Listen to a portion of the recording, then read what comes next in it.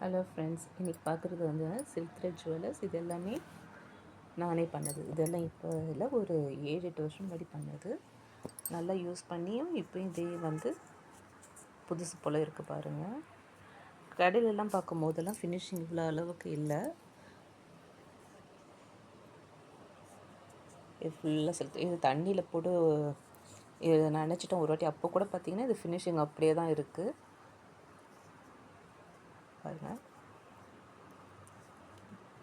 இது நான் ப்ரொஃபஷ்னலாக பண்ணதில்லை, இது வீட்டுக்காக தான் பண்ணோம். இது என் பொண்ணு காலேஜ் போய் யூஸ் பண்ணுறது.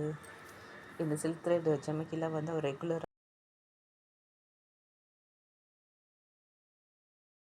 வேணுமோ அது நம்ம பண்ணிக்கலாம். இப்போ இந்த ஜிமிக்கி பார்த்தீங்கன்னு வச்சுக்கோங்களேன், இது வந்து கம்மல் தனியாக போடனாலும் நம்ம எடுத்து போட்டுக்கலாம், அதே போல் இருக்கும். இது ஒரு நல்ல காம்பினேஷன்லாம் இருக்குது.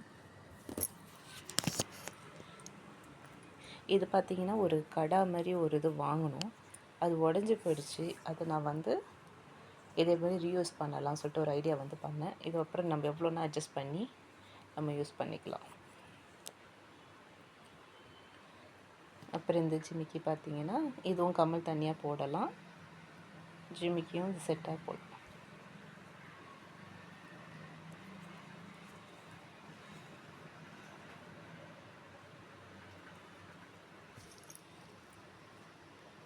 இந்த சில்க் த்ரெட்லாம் எப்படி செய்கிறதுன்றது உங்களுக்கு டெமோ வேணும்னா சொல்லுங்கள். நான் அதுக்கு தனியாக ஒரு வீடியோ எடுத்து போஸ்ட் பண்ணுறேன். நான் இது ப்ரொஃபஷ்னலாக பண்ணணும்னு யோசிக்கலை, ஆனால் ஆசை இருக்குது. சேல் பண்ணுற மாதிரி ஐடியா இருந்தால் அது நான் அப்புறம் உங்களுக்கு சொல்கிறேன்.